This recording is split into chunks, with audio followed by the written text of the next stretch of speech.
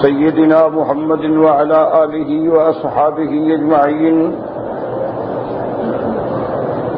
اللهم صل على سيدنا محمد وعلى آل سيدنا محمد كما صليت على إبراهيم وعلى آل إبراهيم في العالمين إنك حميد مجيد. قال الله تبارك وتعالى في كلامه المجيد: أعوذ بالله من الشيطان الرجيم. بسم الله الرحمن الرحيم. فجاءته إحداهما تمشي على استحياء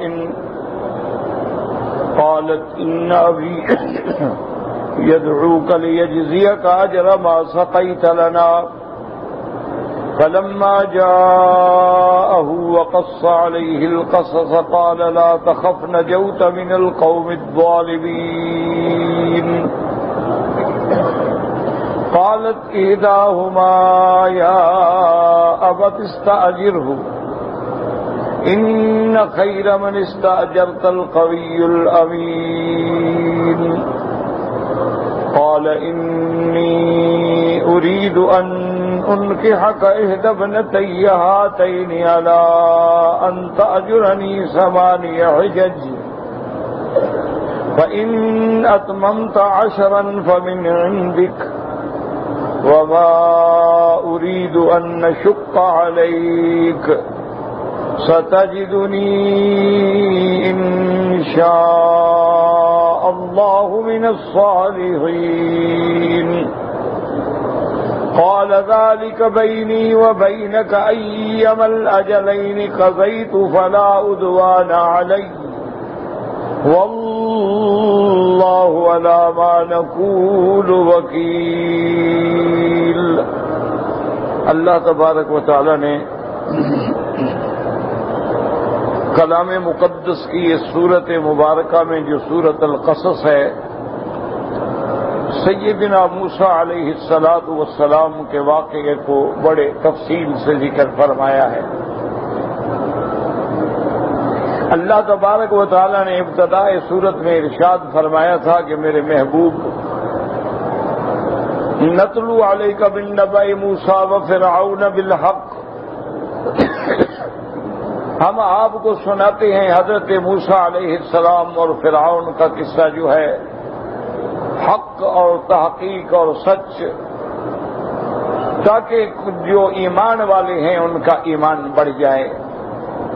اس کا خلاصہ بیان کیا کہ ان فرعون علا فی الارض، کہ فرعون زمین میں بہت بڑا متکبر اور متجبر بن گیا. وجعل اہلہا شیعا، اور اس نے اپنے رعایا کو کئی حصوں میں تقسیم کر ڈالا. یستضعف طائفۃ منہم، اور ان میں سے ایک فرقے کو اس نے بہت ہی حقیر کر دیا، بہت ہی ذلیل کر ڈالا، یعنی بنو اسرائیل کو اور قبطیوں کو ان کے اوپر سردار بنا دیا. بنو اسرائیل کو اتنا تنگ کیا کہ یذبح ابناءہم ویستحیی نساءہم، ان کے بچوں کو قتل کر دیتا تھا اور ان کی لڑکیوں کو زندہ رہنے دیتا تھا. انہ کان من المفسدین، کیونکہ فرعون جو ہے وہ زمین میں فساد پھیلانے والوں میں سے تھا. اب اللہ نے فرمایا کہ میرے محبوب ہم نے فیصلہ کیا، ارادہ کیا، ان نمن علی الذین استضعفوا فی الارض، کہ ہم ان پہ احسان کریں جو کمزور ہیں. وَنَجْعَلَهُمْ أَئِمَّةً، اور ان کمزوروں کو ہم بادشاہ بنائیں، امام بنائیں، اور ان کو ہم فرعون کی تمام قوت و طاقت اور لشکر اور ملک کا وارث بنائیں. وَنُمَكِّنَ لَهُمْ فِي الْأَرْضِ، اور زمین میں انہی کمزوروں کو ہم حکومت دیں. وَنُرِيَ فِرْعَوْنَ وَهَامَانَ وَجُنُودَهُمَا مِنْهُمْ مَا كَانُوا يَحْذَرُونَ، اور فرعون کو، حامان کو اور ان کے لشکروں کو بھی ہم دکھائیں گے جن چیزوں سے تم بچنا چاہتے ہو، اللہ چاہے تو کیا ہوتا. اب اس کے بعد پھر اللہ نے فرمایا وَأَوْحَيْنَا إِلَىٰ أُمِّ مُوسَىٰ، ہم نے موسیٰ علیہ السلام کی والدہ کے دل میں الہام فرمایا، القاء فرمایا، ان ارضعیہ کہ موسیٰ علیہ السلام کو دودھ پلائیں، فاذا خفت علیہ فالقیہ فی الیم، اور جب خوف ہو کہ دشمن آ گئے ہیں تو حضرت موسیٰ علیہ السلام کو دریا میں ڈال دیں، مانا کسی صندوق میں بند کر کے دریا میں ڈال دیں۔ ولا تخافی ولا تحزنی، تم اپنا بھی خوف نہ کرو اور موسیٰ علیہ السلام کا غم بھی نہ کرو، ہم آپ کی بھی حفاظت کریں گے اور موسیٰ علیہ السلام کی بھی حفاظت کریں گے۔ انا رادوہ الیک، اور آپ یہ بھی نہ گھبرائیں کہ ہم نے دریا میں ڈال دیا کیا ہوگا، نہیں، ہم موسیٰ علیہ السلام کو آپ کی طرف لائیں گے۔ وجاعلوہ من المرسلین، اور ہم ان کو رسالت کا تاج بھی پہنائیں گے۔ اب بی بی نے صندوق ڈال دیا، فالتقطہ آل فرعون، اس کو فرعون کے گھر والوں نے پکڑا۔ اندر حضرت موسیٰ علیہ السلام تھے، انہوں نے تو سمجھا ماشاءاللہ اللہ نے ہمیں بچہ گھر میں بیٹھے ہوئے دیا ہے، لیکن ان کو عاقبت کا پتہ نہیں تھا، لیکون لہم عدوا وحزنا، یہی بچہ تمہارے لیے دشمن ہوگا اور یہی بچہ جو ہے تمہیں غم و اندوہ میں ڈالے گا۔ ان فرعون وہامان وجنودہما کانوا خاطئین، اللہ نے فرمایا کہ فرعون اور حامان اور ان کا لشکر جو ہے وہ ہمیشہ ہی غلط سوچ والے ہیں۔ جب حضرت موسیٰ علیہ السلام فرعون کے گھر میں آئے، صندوق کھولا گیا، دیکھا گیا، قالت امرأۃ فرعون قرۃ عین لی ولک، تو حضرت بی بی آسیہ یعنی فرعون کی بیوی نے کہا، امرأۃ فرعون نے کہا کہ یہ میری آنکھوں کی ٹھنڈک ہے اور تیری آنکھوں کی بھی ٹھنڈک ہے، لیکن کہتے ہیں کہ بدبخت فرعون نے کہا کہ اما انا بھلا میری آنکھوں کی ٹھنڈک نہیں ہے۔ تو بعض مفسرین نے لکھا ہے کہ اگر وہ کہہ دیتا تو اللہ اس کو بھی ہدایت نصیب فرما دیتے۔ لا تقتلوہ معنی یہ ہے کہ اس نے ارادہ کیا قتل کا، لیکن بیوی نے کہا کہ ہرگز قتل نہ کرو، عسیٰ ان ینفعنا، ہو سکتا ہے ہمارے لیے اللہ اس کو نفع کا باعث بنائے، او نتخذہ ولدا، یا ہم اس کو اپنا بیٹا ہی بنا لیں۔ اللہ فرماتے ہیں وہ تو یہ سوچ رہے تھے، وہم لا یشعرون، ان کو پتا نہیں تھا کہ تمہاری سوچیں کچھ ہیں اور تقدیر کے فیصلے جو ہیں وہ کچھ ہوتے ہیں۔ اب اللہ فرماتے ہیں وَأَصْبَحَ فُؤَادُ أُمِّ مُوسَىٰ فَارِغًا، حضرت موسیٰ علیہ السلام کے جانے کے بعد بی بی ام موسیٰ علیہ السلام کا دل جو ہے اب ہر بات سے خالی ہو گیا، ایک ہی فکر رہ گیا کہ موسیٰ علیہ السلام کا کیا ہوگا۔ اللہ فرماتے ہیں ان کادت لتبدی بھی، وہ اس شدت غم میں ہو سکتا ہے کہ راز کھول بیٹھتی، لولا اربتنا علی قلبها، اگر ہم نے اس کے دل کو مضبوطی سے نہ تھاما ہوتا تو وہ خود گھبرا کے راز دے بیٹھتی کہ میرے بچے کا کیا ہوا اور میرے بچے کا کیا ہوا۔ وقالت لاختہ قصیہ، اور ام موسیٰ علیہ السلام نے حضرت موسیٰ کی بہن سے کہا کہ اپنے بھائی کے نقش قدم پہ، کیا مانا جدھر صندوق گیا ہے اسی طرح جاؤ، پتہ تو کرو کیا ہوا۔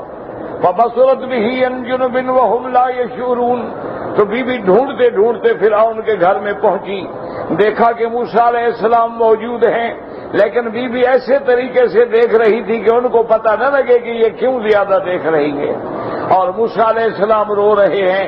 ان کے رونے کی وجہ کیا تھی کہ وَحَرَّمْنَا عَلَيْهِ الْمَرَاضِعَ مِنْ قَبْلُ، اللہ فرماتی ہیں ہم نے اس پر ہر عورت کا دودھ جو ہے حرام کر دیا۔ فقالت هل ادلکم علی اہل بیت یکفلونہ لکم وہم لہ ناصحون، تو اب حضرت موسیٰ علیہ السلام کی بہن آگے بڑھی، انہوں نے کہا کہ دیکھو میں تم کو ایک گھرانے کا پتہ دیتی ہوں، وہ گھرانہ اس بچے کو سنبھالیں گے، بڑی پاک باز بیوی ہے اور وہ اس کے خیر خواہ بھی ہیں۔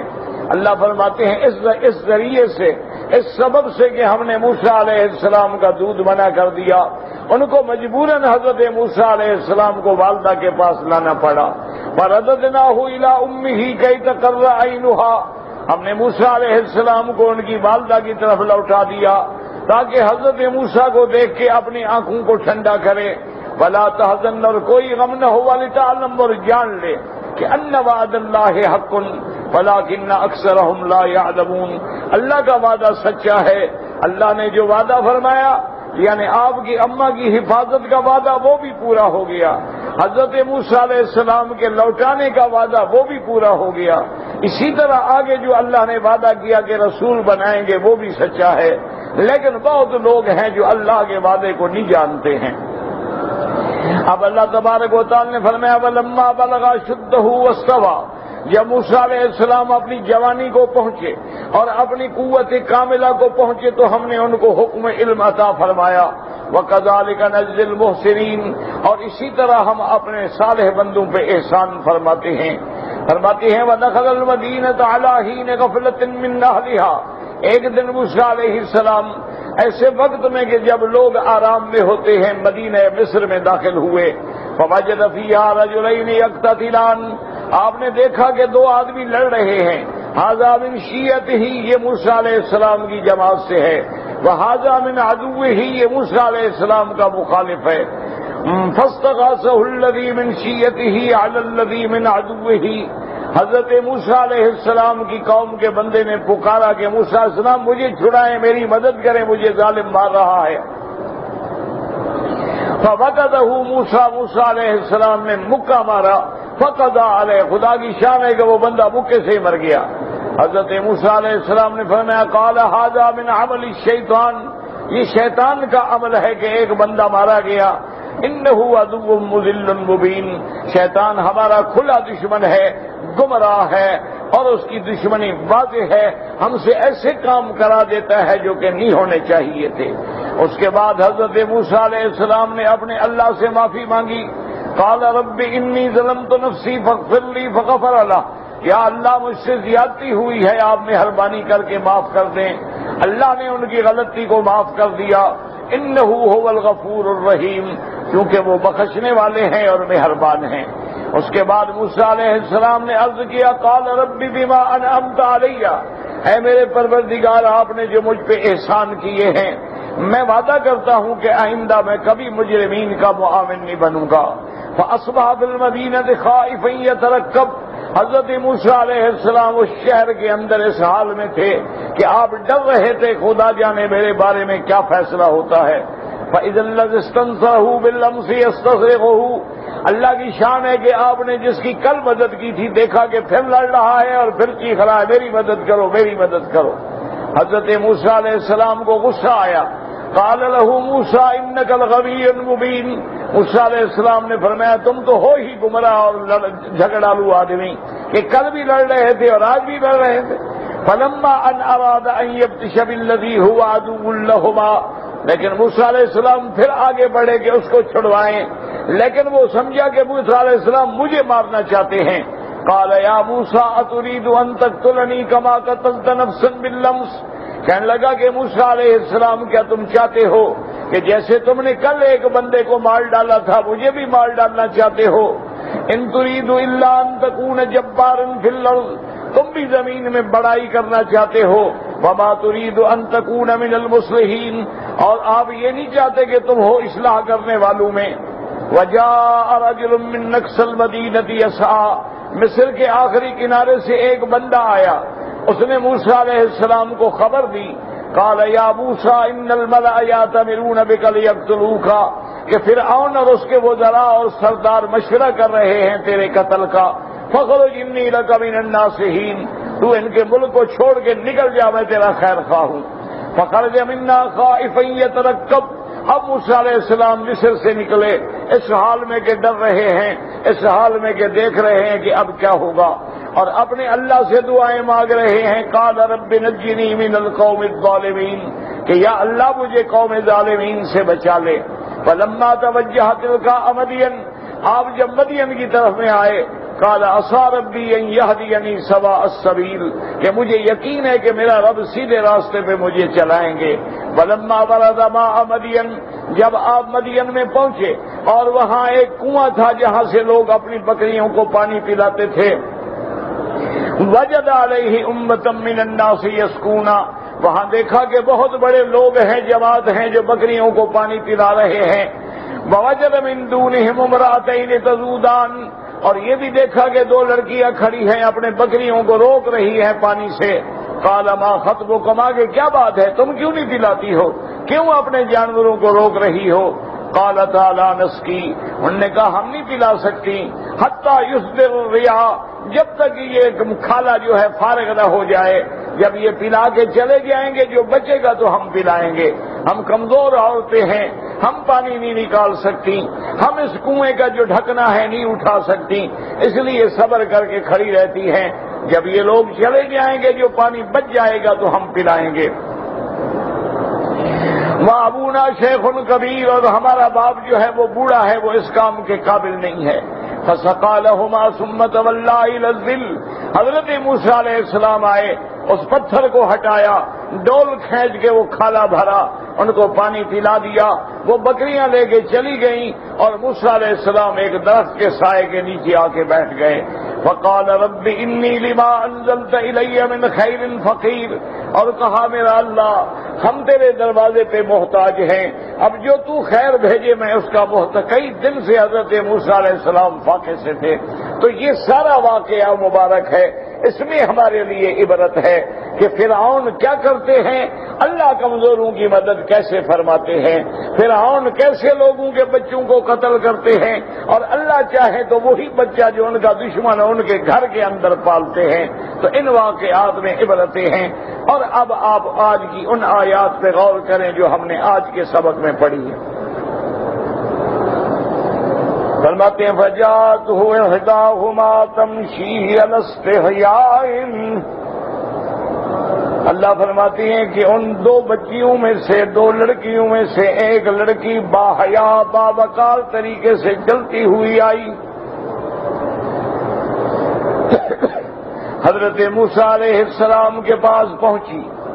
قالت ان ابی یدعوک لیجزیک اجر ما سقیت لنا،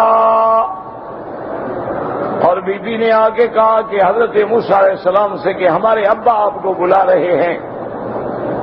واضح کر دیا کہ ہم نہیں آپ کو بلانے آئے، ہمارے ابا کا حکم ہے۔ اور ابا کیوں بلا رہے ہیں؟ لیجزیک اجر ما سقیت لنا، تاکہ تم کو بدلہ دیں جو آپ نے ہم پہ احسان کیا ہے۔ تو اس لیے شریعت کا یہ حکم ہے کہ هل جزاء الاحسان الا الاحسان، اگر کوئی احسان کرے تو اس کو احسان کا بدلہ دو۔ اسی طرح میرے آقا نے فرمایا تحادوا تحابوا، فرمایا ایک دوسرے کو ہدیہ دیا کرو تاکہ محبت بڑھے۔ اگر کوئی بندہ تجھ پہ احسان کرے اور تو بدلہ دینے کے قابل نہیں تو فرمایا کہہ دو جزاک اللہ خیر الجزاء، کہ میں تو عاجز ہوں، میں بدلہ نہیں دے سکتا، تجھے اللہ بدلہ عطا فرمائے۔ تو یہ سب سے بہتر بدلہ ہوتا ہے کہ اگر کوئی بندہ احسان کرے، اگر کوئی بندہ آپ سے بھلائی کرے، آپ بھلائی کا بدلہ بھلائی سے دیں، اگر نہیں دے سکتے دعا تو دے سکتے ہو نا کہ جزاک اللہ خیر الجزاء۔ اس لیے بی بی نے کہا لیجزیک اجر ما سقیت لنا۔ فلما جاءه وقص عليه القصص قال لا تخف نجوت من القوم الظالمین۔ مفسرین نے لکھا ہے کہ جب حضرت موسیٰ علیہ السلام اس لڑکی کے ساتھ روانہ ہونے لگے تو فرمایا کہ بیٹی بات سنو، ایک تو میں آگے چلوں گا تم پیچھے چلو۔ اس کی وجہ علماء نے لکھی کہ دو وجوہات ہیں، ایک تو اللہ نے مرد کو عورت پہ فضیلت دی ہے، الرجال قوامون علی النساء بما فضل اللہ، اللہ نے مردوں کو قوام بنایا ہے، ذمہ دار بنایا ہے، سردار بنایا ہے، گھر کا مسئول بنایا ہے اللہ نے۔ اسی لیے آپ دیکھیں کہ حضرت آدم سے لے کر حضرت محمد مصطفیٰ صلی اللہ علیہ وسلم تک جتنے پیغمبر، جتنے نبی، جتنے رسول بھیجے سب مردوں میں بھیجے، کوئی عورت نہیں بھیجی۔ اس لیے فرمایا وما ارسلنا من قبلک الا رجالا نوحی الیہم، میرے محبوب آپ سے پہلے ہم نے جتنے پیغمبر بھیجے سب مرد بھیجے ہیں، رجال بھیجے ہیں، کوئی عورت نہیں بھیجی۔ تو اس لیے ہمیشہ یاد رکھیں کہ اسلام کے نقطۂ نظر سے عورت جو ہے وہ نہ بادشاہ بن سکتی ہے، نہ خلیفہ بن سکتی ہے، نہ امیر المؤمنین بن سکتی ہے، نہ امام دنیاوی بن سکتی ہے، نہ امام اخروی بن سکتی ہے، یعنی وہ مردوں کی امام بنے، یہ بھی اسلام اجازت نہیں دیتا ہے۔ اس لیے کسی جھگڑوں میں نہ پڑا کریں۔ عورتوں کی فضیلت کے بڑے مراتب ہیں۔ عورت نبی کی ماں بن سکتی ہے، نبی کی بیوی بن سکتی ہے، نبی کی بہن بن سکتی ہے، نبی کی بیٹی بن سکتی ہے، لیکن مقام ولایت و امامت و خلافت جو ہے وہ اللہ نے مردوں کے لیے رکھا، اور اسی میں حکمتیں ہیں، یہ توہین نہیں ہے۔ یہ تو مشکل ہے نا کہ آج کل لوگ فتنہ بچا دیتے ہیں کہ جی اسلام نے عورت کو جناب یوں کر دیا اور یہ کر دیا۔ یہ جہالت ہے۔ ہر کام کے لیے اللہ تبارک و تعالی نے چیز پیدا کی۔ اب دیکھیں نا کہ اینک کا اپنا ایک کام ہے، قلم کا اپنا ایک کام ہے۔ اب یوں کوئی کہے کہ بھی قلم سے نظر نہیں آتا لہذا قلم کی توہین ہے، یہ بات ہے؟ قلم کا کام لکھنا ہے، اینک کا کام دیکھنا ہے۔ اسی طرح کوئی آدمی کہے کہ جناب یہ اچھا آدمی ہے، اس کی آنکھیں ہیں، لیکن آنکھیں دیکھنے کا کام تو دیتی ہیں، سننے کا کیوں نہیں دیتی؟ اور کان جو ہیں جناب وہ سننے کا کام دیتے ہیں، آدمی کانوں سے دیکھ کیوں نہیں سکتا؟ جو ادھر بھی دیکھ لے ادھر بھی دیکھ لیں۔ تو یہ جہالت ہے۔ ہر چیز کا اپنا کام ہے۔ مرد کے لیے خارجی میدان ہے اور عورت کے لیے داخلی میدان ہے۔ اسی لیے اسلام کہتا ہے کہ عورت امام بھی نہ بنے، اور عورت کے لیے صفیں بھی جو آخر میں ہے وہ سب سے افضل ہے، وہ مردوں کے آگے کھڑے ہو کے نماز بھی نہ پڑھے تاکہ اس کی کسی حرکات و سکنات پہ مردوں کی نظر بھی نہ پڑے۔ اسی طرح اللہ نے مرد اور عورت کی نماز میں فرق رکھا ہے کہ عورت جو ہے وہ سینے تک ہاتھ اٹھائے گی، مرد جو ہے وہ کانوں تک ہاتھ اٹھائیں گے۔ اگر امام غلطی کرے تو مرد جو ہے سبحان اللہ کہے گا، عورت جو ہے ہاتھ پہ ہاتھ مارے گی لیکن سبحان اللہ نہیں کہے گی۔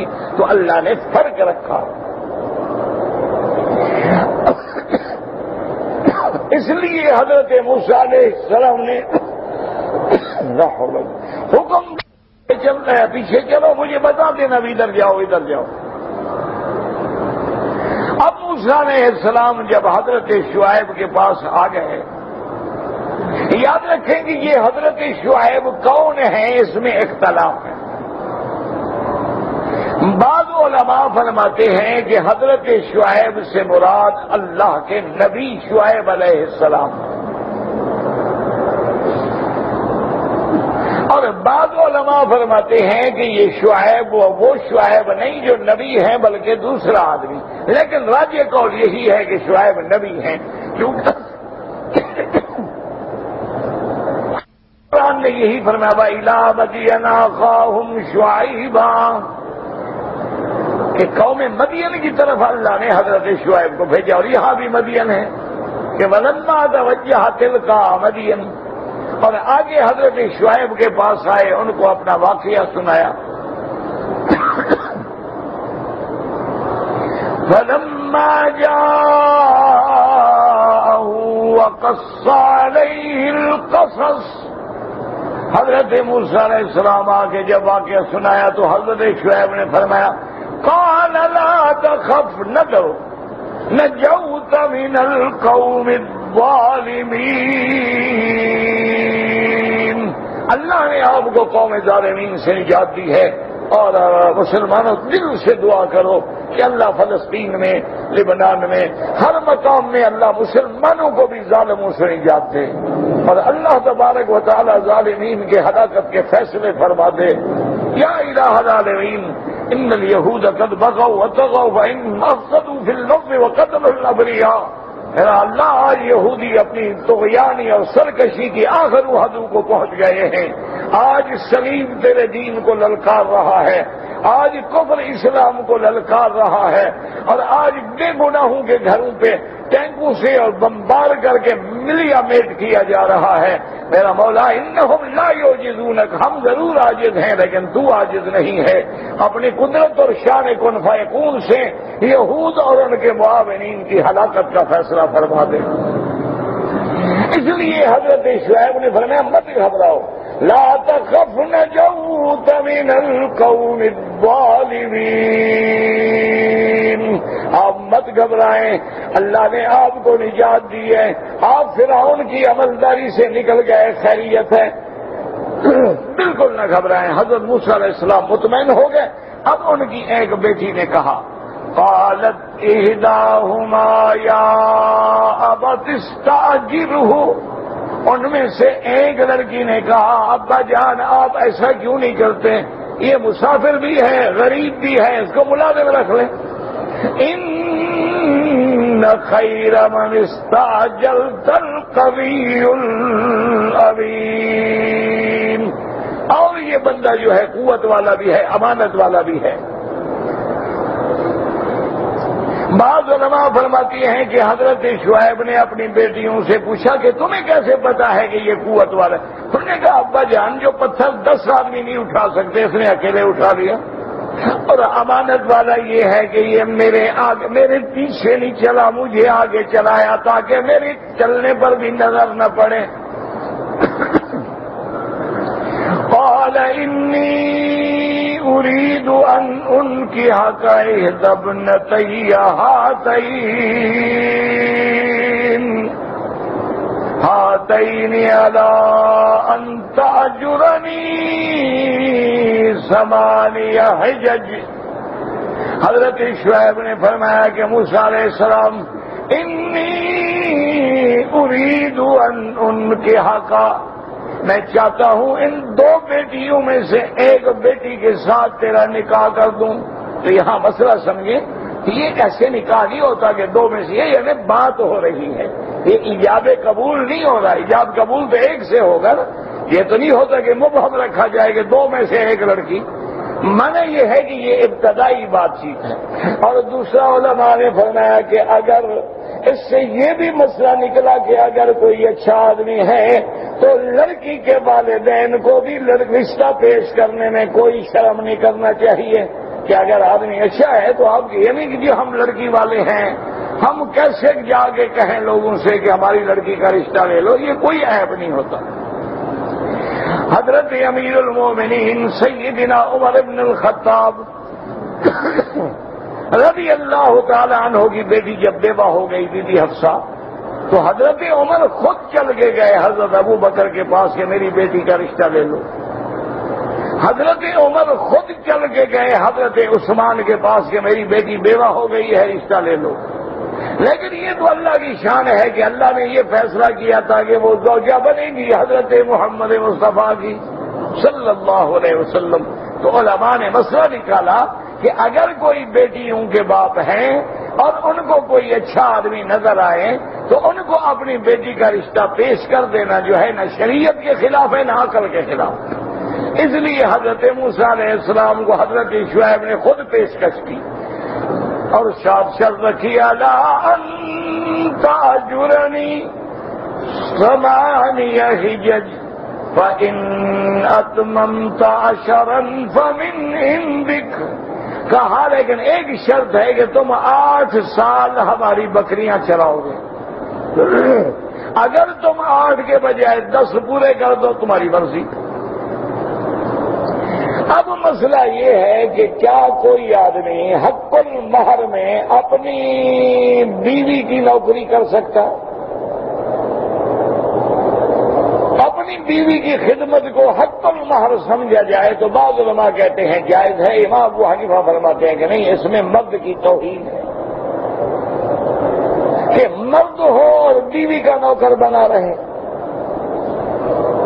تو یہ اہانت ہے۔ وہ فرماتے ہیں ہاں یہ ہو سکتا ہے کہ بھائی اگر اس عورت کا مثلا فیکٹری ہے، مال مویشی ہے، تو اس کے لیے جو بندہ رکھے گی تنخواہ دے گی کہ نہیں دے گی، تو وہ تنخواہ جو ہے گویا وہ عوض بنے گا حق المہر کے، نہ کہ نوکری بنے گی۔ وہ تنخواہ البتہ جو ہے کسی اور کو رکھے تنخواہ دے گی، وہ کہتی ہے اپنے خامن کو کہ میری فیکٹری ہے تم ایز اے مینیجر سنبھال لو، یہ میرا کام ہے تم سنبھال لو، اور جو لوگ تنخواہ لیتے ہیں وہ میں آپ کو دوں گی، اس میں کوئی حرج نہیں، اور اسی کو حق المہر بنا دیا جائے تو کوئی حرج نہیں۔ اور یہاں جو معاملہ ہے وہ بیوی کا باپ کر رہا ہے، اس سے یہ بھی سمجھ آیا کہ کوئی لڑکی جو ہے اپنے منشے سے شادی نہ کرے، بلکہ اپنے معاملات کو اپنے ماں باپ پہ چھوڑے، اپنے ولی پہ چھوڑے، اولیاء پہ چھوڑے، تاکہ ان کے ذریعے بات چیت طے۔ فرمایا فَإِنْ أَتْمَمْتَ عَشْرًا فَمِنْ عِنْدِكَ وَمَا أُرِيدُ أَنْ أَشُقَّ عَلَيْكَ۔ اور حضرت شعیب نے فرمایا میں نہیں چاہتا کہ آپ کو مشقت میں ڈالوں، تمہاری مرضی ہے، 8 سال کرو یا 10 سال۔ 8 سال تو ہر حال میں کرنے ہیں نا، لیکن 10 سال پورے کر دو تو تمہاری مرضی۔ حضرت موسیٰ علیہ السلام نے فرمایا ستجدنی، اور حضرت شعیب نے فرمایا ستجدنی انشاء اللہ، ستجدنی انشاء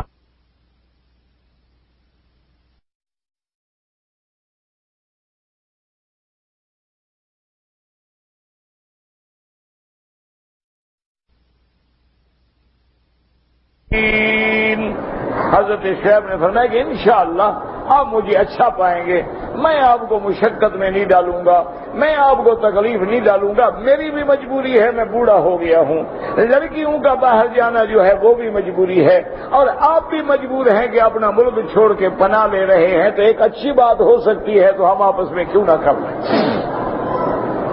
اللہ کی شان دیکھیں کہ موسیٰ علیہ السلام پیدا ہوئے تو اللہ نے فرعون کے گھر میں حفاظت کی، اور موسیٰ علیہ السلام کے ہاتھوں سے بندہ مارا گیا تو اللہ نے حفاظت کی۔ موسیٰ علیہ السلام نے ہجرت کی اور اکیلے مصر سے پیدل چل کے مدین پہنچے، پھر اللہ نے انتظام کر دیا کہ گھر بھی بن گیا، بیوی بھی مل گئی اور نبی کے گھر میں آ گیا۔ تو یہ سارا انتظام جو ہے قدرت کی طرف سے۔ حضرت موسیٰ علیہ السلام نے فرمایا قال ذلك بینی وبینک، موسیٰ علیہ السلام نے فرمایا کہ شعیب علیہ السلام جو آپ نے بات کی ہے نا، بس یہ آپ کی اور میری ہو گئی بات، جو آپ نے کہا ہے بالکل ٹھیک ہے۔ ایم الرجلین قضیت فلا عدوان علی، اب یہ میری رائے پر ہے، میں 8 سال گزاروں یا 10 سال گزاروں، مجھ پہ کوئی پابندی اور زیادتی نہیں ہوگی، میری مرضی آئے گی میں 8 سال کروں گا، میری مرضی آئے گی میں 10 سال کروں گا، اور جو آپ نے ہم نے بات کی ہے اس پہ اللہ ہمارا گواہ ہے، اللہ سن رہے ہیں۔ بعد میں حضرت ابن عباس رضی اللہ تعالیٰ عنہ سے پوچھا گیا کہ بھئی موسیٰ علیہ السلام نے 8 سال گزارے یا 10 سال؟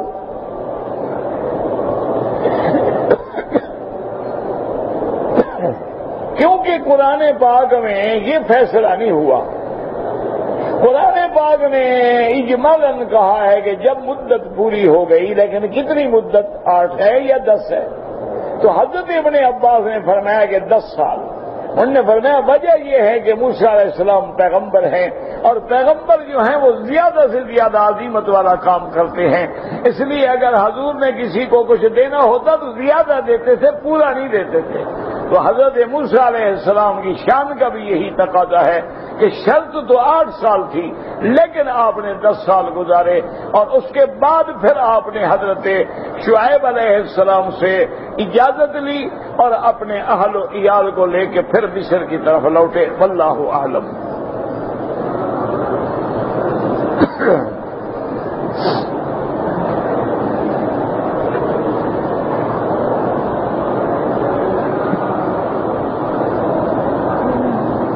اگر کسی آدمی نے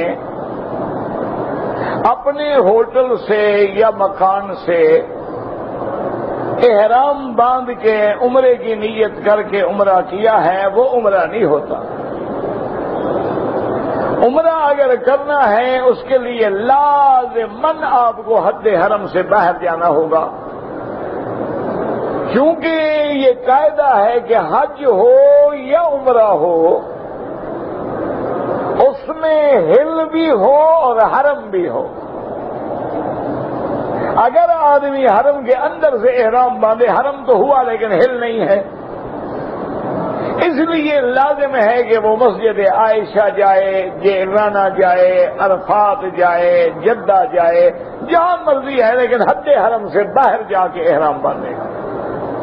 اگر حد حرم کے اندر احرام باندھنے کا حکم ہوتا تو حضور پاک صلی اللہ علیہ وسلم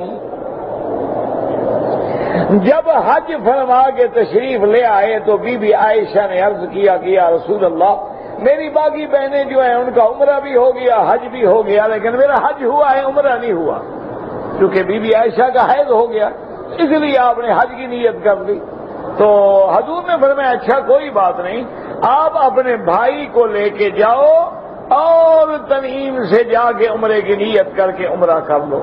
حالانکہ حضور اس وقت معابدہ یعنی حد حرم میں مکہ میں شہر میں موجود تھے، تو اگر باہر جانے کی ضرورت نہیں تھی تو حضور بی بی کو فرما دی احرام باندھ لو، جا کے عمرہ کر لو، تو باہر بھیجنے کی بھائی کے ساتھ کیا ضرورت تھی؟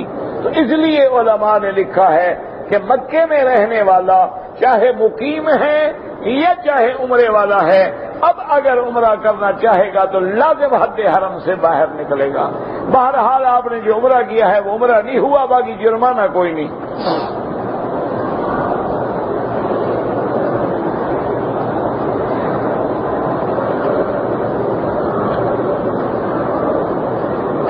حالت احرام میں اتفاق سے حمام میں یا کمرے میں وہ لال بیگ ہوتے ہیں جو کیڑے ہوتے ہیں بڑے بڑے، مر جائے میرے ہاتھ سے کوئی بات نہیں۔ موذی چیز کو مارنا جو ہے محرم کو جائز ہے۔ احرام کی حالت میں سانپ آ گیا، بچھو آ گیا، کوئی ایسی بلا آ گئی تو یہ تھوڑا ہے کہ وہ کہے میں احرام میں ہوں لہذا جو مرضی آئے کرے۔ موذی جانوروں کو مارنا جو ہے جائز ہے، کوئی منع نہیں۔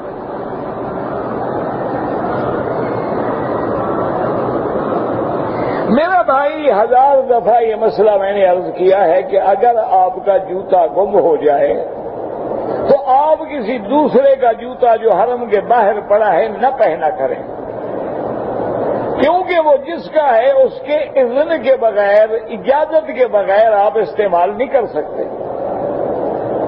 کسی طرح تاریخ کی کتابوں میں آتا ہے کہ کسی اللہ والے نے مکہ مکرمہ میں ایک مکان کرائے پہ لیا تھا، پرانا دور تھا، پرانے کچے مکان ہوتے تھے، آج کی طرح بلڈنگیں تو نہیں ہوتی تھی، اور پرانے دور میں آپ کو یاد ہوگا کہ کانے کی قلم ہوتی تھی اور دوات ہوتی تھی اور اس سے ڈبو ڈبو کے آدمی لکھتا تھا، تو سیاہی کو خشک کرنے کے لیے مٹی ڈال دیتے تھے، اور تھوڑی دیر کے بعد پھونک ماری، مٹی اڑ گئی، خشک ہو گیا۔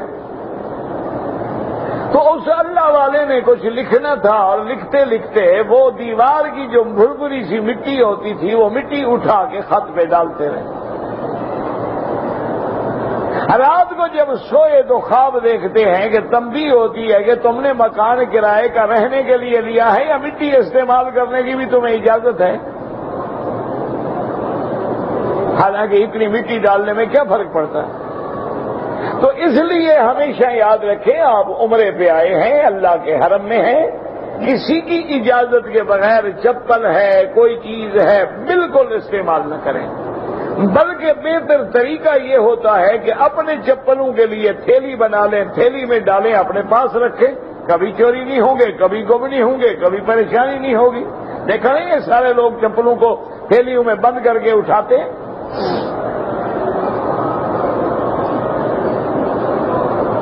کہ آج کل سٹوروں پر ایک انعامی کوپن ملتا ہے کہ آپ خریداری کرتے رہیں اور آپ نے کوپن لے لیا، پھر قرعہ اندازی ہوتی ہے، آپ کا انعام نکل آیا، بالکل ناجائز ہے یہ، بالکل۔ اس کی وجہ میرا بھائی یہ ہوتی ہے کہ یہ لوگوں سے زبردستی مال نکلوانا ہے، یعنی جو بندہ چیز خریدنا نہیں چاہتا وہ اسے لالچ میں خریدے گا۔ پھر انہوں نے حساب کیا ہوتا ہے، مثلا 50,000 کی گاڑی انعام میں ہے، انہوں نے حساب کیا ہوتا ہے کہ ہماری اتنی سیل ہو جائے کہ جس پہ ہمیں 2 لاکھ نفع مل جائے، 50,000 دے دیں گے، کیا ہو گیا؟ 1.5 لاکھ تو بچا لیا انہوں نے۔ اچھا، اور جن لوگوں کو نہیں ملا اور بلا وجہ ان نے خریداری کی، ان کے نقصان کا شرعاً کون ذمہ دار ہے؟ اس لیے یہ چیزیں کوئی انعام شنام نہیں، ناجائز ہے۔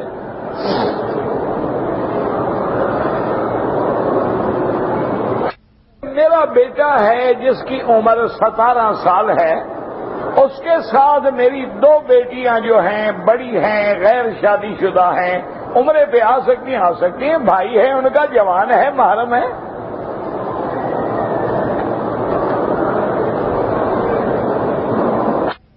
پاکستان سے آئے، والدہ کو لے کے آیا تھا، والدہ بیمار تھی، ہم وہاں سے احرام نہیں باندھ سکے، لیکن یہاں آنے کے بعد کسی نے سمجھایا کہ تم مدینہ شریف چلے جاؤ، وہاں سے احرام باندھ کے اپنی اماں کو عمرہ کروا دو۔ میں نے کروا دیا، ٹھیک ہو گیا، کوئی دم نہیں۔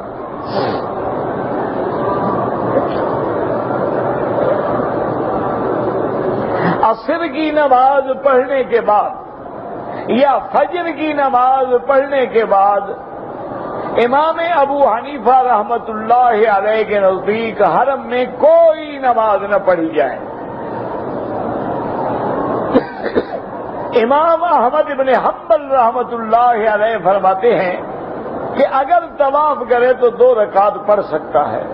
تو یہ کوئی ایسا لڑائی جھگڑے کا مسئلہ نہیں ہے۔ اگر عصر کے بعد آپ آئے ہیں، آپ کو پتا ہے میں نے مغرب حرم میں پڑھنی، آرام سے بعد میں پڑھ لو تاکہ کسی حدیث کی مخالفت نہ ہو۔ اور اگر آپ کا سفر ہے، قافلہ جا رہا ہے، گاڑی بار تیار کھڑی ہے، آپ نے طواف کیا، پڑھ لو، الحمدللہ، کوئی مسئلہ نہیں۔ یہ مسائل جو ہیں رحمت کے مسائل ہیں، جھگڑے کے مسائل نہیں ہیں۔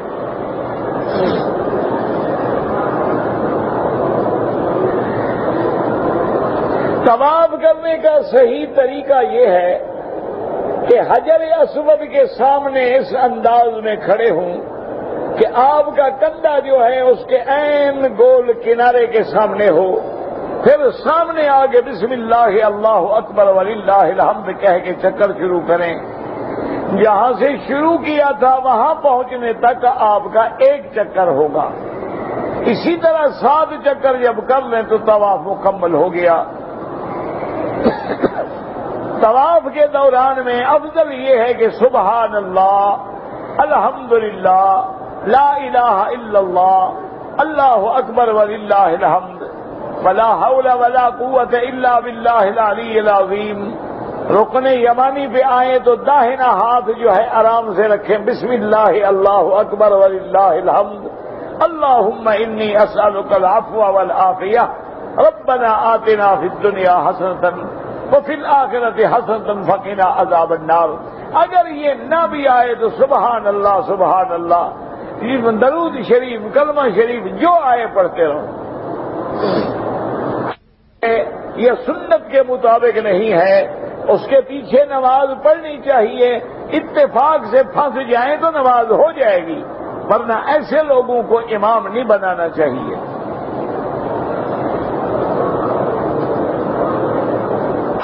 الا اللہ محمد الرسول اللہ صلی اللہ علیہ وسلم ملائیں نہیں، لیکن جب بھی حضور کا نام آئے دل میں کہہ دیں، بعد میں کہہ دیں۔ ملاؤ گے تو کلمہ بڑھ جائے گا، اگر آپ نے کلمہ بڑھایا تو پھر مخالف تو اتنا بڑا ٹکڑا اور بھی ساتھ لگا دیں گے۔ کلمہ ہے، اس میں نہ کمی کریں نہ زیادتی کریں۔ باقی حضور کے نام پہ جب چاہیں درود پڑھیں۔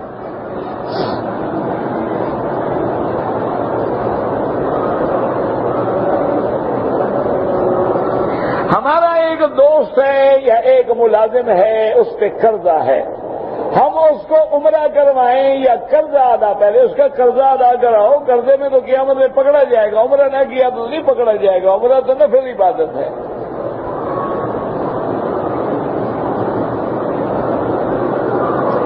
اگر زکوٰۃ کی رقم سے ایک رشتہ دار ہے جو مقروض ہے، قرضہ ہے، اس کا قرضہ ادا کر سکتے ہیں، بالکل کر سکتے ہیں، لیکن شرط یہ ہے کہ وہ رقم آپ اس کو دیں، مالک بنائیں اور اس کو کہیں کہ بابا اپنے قرضے ادا کرو۔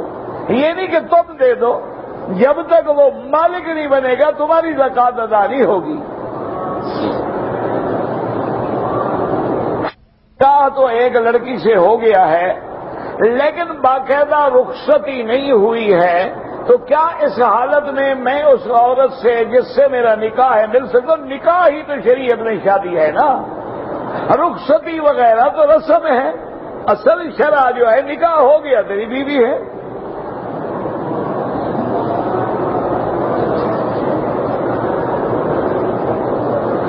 جو ہے اپنی کمائی شوہر کو نہیں دیتی، وہ کوئی پابند تھوڑی ہے کہ وہ سروس کرے، تنخواہ تمہیں دے، کیوں دے؟ تمہارے ذمے اس کا خرچہ واجب ہے، اس کے ذمے تو شوہر کا خرچہ واجب نہیں ہے۔ اب شوہر کہتا ہے سروس نہ کرو، اسی لیے نا کہتا کہ پیسے نہیں دیتی، پیسے دے تو کہے گا کرو۔ بہرحال یہ الگ بات ہے کہ عورت کو سروس وہاں کرنی چاہیے جہاں عورتیں ہوں، غیر مرد نہ ہوں اور غیر مردوں سے اختلاط نہ ہو، اور اس کی جو تنخواہ ہے، جو آمدنی ہے، وہ بیوی کی ہے، شوہر کی نہیں ہے۔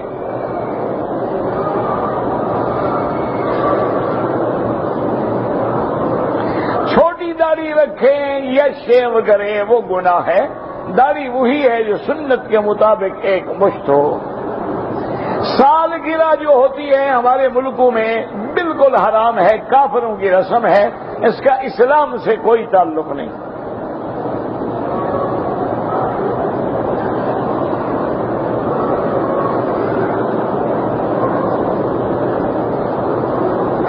ماں باپ جو ہے تینوں کو مانتا ہے، تینوں کو تو ماننا چاہیے، شرط یہ ہے کہ تین اچھا ہو۔ یہ تو نہیں ہے کہ پیروں کو نہ مانو، اولیاء اللہ برحق ہیں، ان کی کرامات برحق ہے، ان کی شان برحق ہے، عظمتیں برحق ہیں۔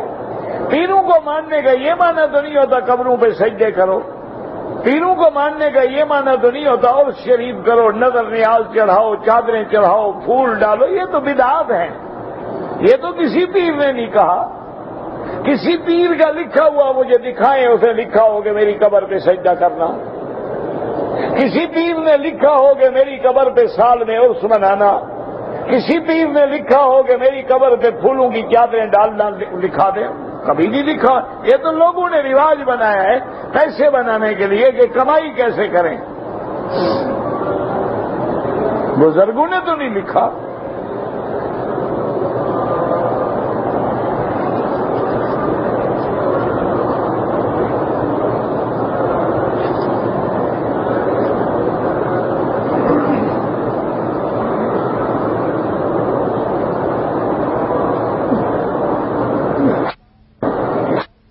کہ ماں باپ کے پاس پیسہ ہے، طاقت ہے، خرچہ ہے، پھر حج نکلتے ہیں تو قیامت میں گناہگار ہیں۔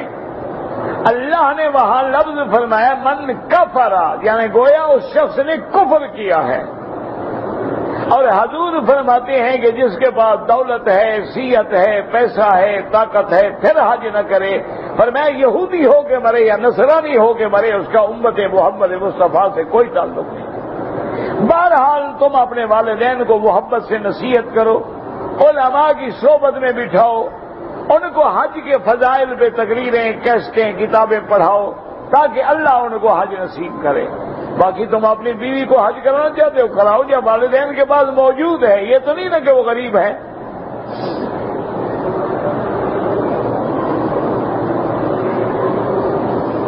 اگر فرض نماز ہے اور ہم امام کے پیچھے نماز پڑھ رہے ہیں، مقتدی ہیں، حنفی مسلک میں مقتدی کچھ نہ پڑھے، خاموش کھڑا رہے، اور حنابلہ کے نزدیک ہے کہ اگر امام کی قرات سن رہے ہو تو نہ پڑھو، اگر نہیں سن رہے ہو تو پڑھ سکتے ہو۔ انسان کو جن چمٹتے ہیں، بالکل چمٹتے ہیں، یہ اللہ بچائے۔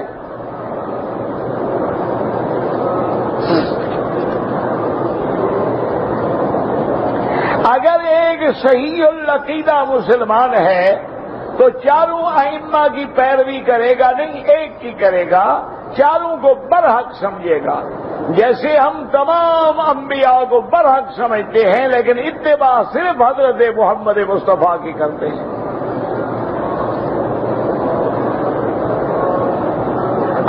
اگر وہ عالم ہے، چاروں ائمہ کے ادلہ جانتا ہے، تو اس کو کسی کی اقتداء کی ضرورت ہی نہیں ہے۔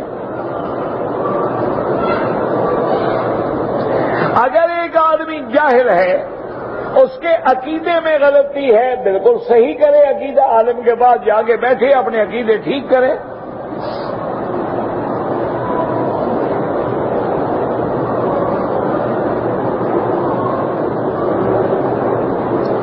ٹھیکیدار جو ہے بغیر ذمہ داری کے کام کراتے ہیں کہ ہم ذمہ دار بھی نہیں، ہمیں کمیشن بھی دو، یہ ظلم ہے، یہ ناجائز ہے، یا تو ذمہ داری دیں نا۔ حالت احرام میں تھا، لیکن میں احرام سے فارغ ہو گیا، بیوی ابھی احرام سے فارغ نہیں ہوئی تھی، میں نے اپنی بیوی سے صحبت کر لی، توبہ بھی کرو اور دم بھی ادا کرو۔ بیوی کیوں کرے؟ تم ادا کرو، بیوی نے تو نہیں کہا تمہیں۔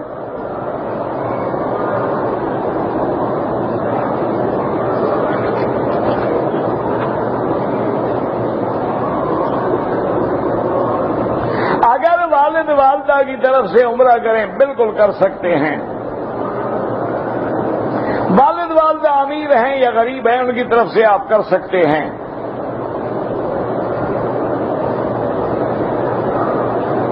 اگر ایک مجمع میں تلاوت قرآن ہو رہی ہے تو سلام نہ کریں، کیونکہ ان کے ذمے ہے کہ قرآن سنیں، اور جب قرآن پڑھا جائے تو خاموشی سے قرآن سننا جو ہے وہ واجب ہو جاتا ہے۔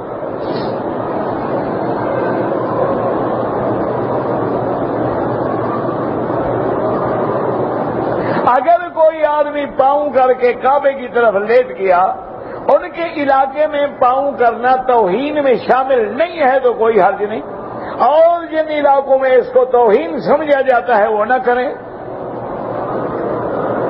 بعض ملک اس کو عیب نہیں سمجھتے۔ اگر ایک عورت نے حالت احرام میں کنگھی کر لی، بال ٹوٹ گئے، صدقہ و خیرات کرتے ہیں 10-15 ریال۔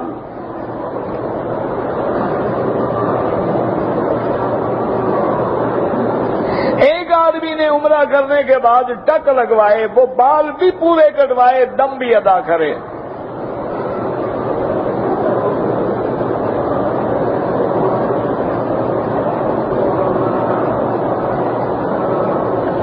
میرے خاوند 5 سال سے باہر گئے، واپس نہیں آتے، اللہ ہدایت دے۔ ایک ہے جھوٹی قسم، اس کا کوئی کفارہ نہیں ہوتا، وہ تو گناہ ہے، توبہ کریں قیامت میں پکڑے نہ جائیں۔ کفارہ تب ہے کہ کسی کام کے لیے ہم نے قسم کھائی پھر توڑ دی، اور وہ کام اچھا تھا، اس کو کرنا چاہیے تھا، اس لیے ہم نے توڑ کے کام کر لیا، وہاں کفارہ ہے۔ جھوٹی قسم کھانا تو بہت بڑا گناہ ہے، اللہ معاف کرے۔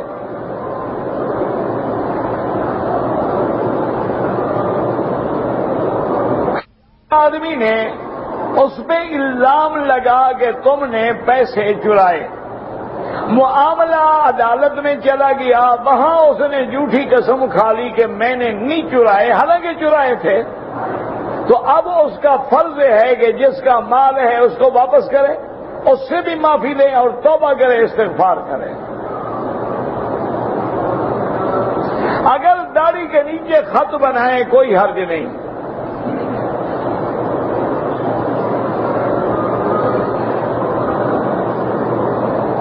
اگر کوئی عورت ہے مسلمان ہو گئی ہے، اس کے والدین غیر مسلم ہیں، وہ عمرے پہ آ جائے تو قاضی کو درخواست دیں، محکمے کا قاضی اس کا ولی بنے گا، پھر نکاح ہوگا۔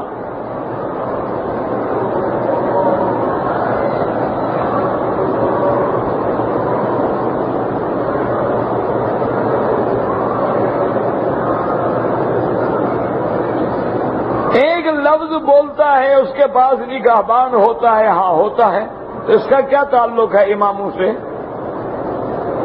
امام صاحبان جو ہے تو 4 صدی کے بعد پیدا ہوئے، تو حدیث کب لکھی گئی؟ حضور کے زمانے میں۔ تو پھر تو جو چیز بعد میں آئی سب کو چھوڑتے جائیں، بچے گا کیا؟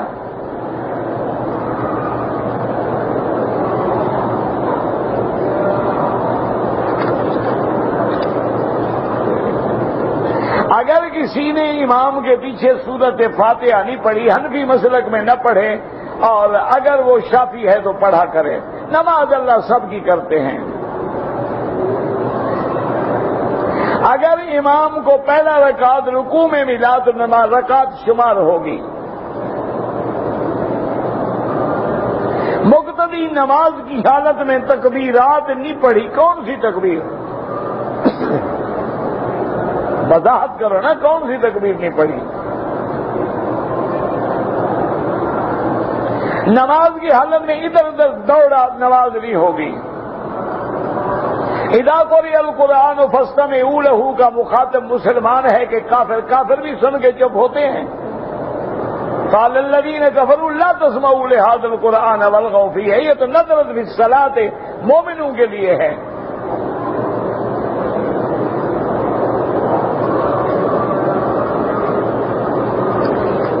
بہرحال جہاں تک ان اسئلہ کے لکھنے کا تعلق ہے وہ دارالفتاء میں لکھ کے بھیجیں اور جواب آپ کو لکھا ہوا مل جائے گا۔ اللہ کا شکر کیسے کریں؟ الحمدللہ۔ اللہ کا شکر کیسے کریں کہ اللہ کی فرما برداری کریں اور نافرمانی سے بچیں۔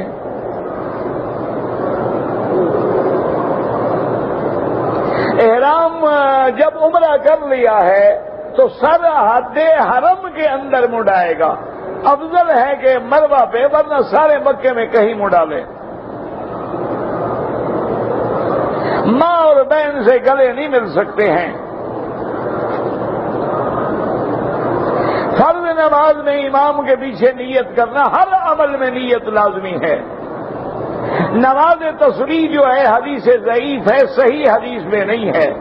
نماز وتر میں دعائے قنوت احناف کے نزدیک واجب ہے، نہ پڑھے تو سجدہ سہو دینا ہوگا۔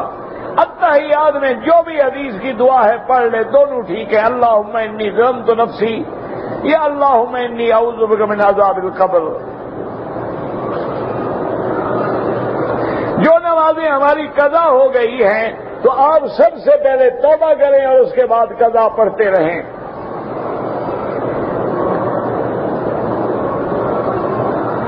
مرد کی نماز میں جو فرق ہے تمام حدیث کی کتابوں میں ہے۔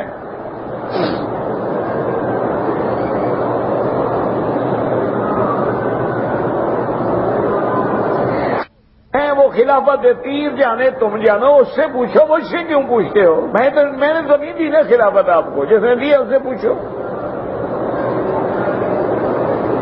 ہاتھ چومتے ہیں کوئی مسئلہ نہیں، ہاتھ چومنا کوئی حرج نہیں، ہاتھ ماتھا چومنا کوئی مسئلہ نہیں۔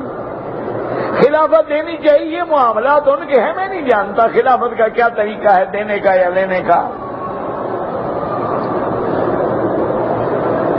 اللہ ایک ہے، دین ایک ہے، مسلمان بھی ایک ہوں۔ تم پہلے گھر والوں کو ایک کر لو، محلے والوں کو کر کے پھر آگے کام شروع کرنا۔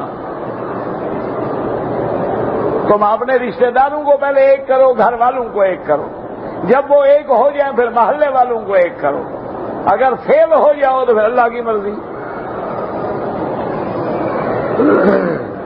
پاکستان میں اذان سے پہلے جو صلاۃ و سلام پڑھتے ہیں وہ بدعت ہے۔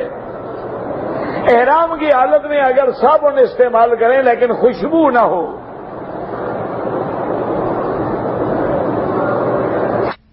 مزدوری کے لیے آیا، احرام نہیں باندھا، امام ابو حنیفہ کے نزدیک دم ہے، باقی ائمہ کے نزدیک دم نہیں ہے۔ جمعہ کے دن حضور پہ درود پڑھا کریں، صلاۃ و سلام روضے پہ پڑھا جاتا ہے۔ 11ویں کرنا بدعت ہے، گانے سننا حرام ہے۔ انسان کتنے دفعہ توبہ کر سکتا ہے؟ ساری زندگی توبہ کرے، 1000 دفعہ ٹوٹے پھر بھی توبہ کرے، توبہ کا دروازہ کھلا ہوا ہے۔ ربنا تقبل منا انك انت السميع العليم وتب علينا انك انت التواب الرحيم اللهم احفظنا واحفظ اهلنا اولادنا اخواننا اخواتنا ازواجنا ذرياتنا بيوتنا وبيوت المسلمين عن الشرور والفتن والزلازل والمحن ما ظهر منها وما بطن اللهم اشفنا واشف مرضانا ومرضى المسلمين يسر امورنا وامور اولادنا وامور اصحابنا وامور اخواننا وامور من اوصانا واستوصانا وامور المسلمين اللهم اجعل لنا وللمسلمين من كل هم فرجا ومن كل ضيق مخرجا ومن كل بلاء عافيا اللهم فرج هم المهمومين نفس كرب المكروبين واقض الدين عن المدينين واشفنا واشف مرضانا ومرضى المسلمين صلى الله تعالى على خير خلقه سيدنا محمد وعلى آله وصحبه أجمعين. اللهم صل على سيدنا محمد وعلى آل سيدنا محمد كما صليت على إبراهيم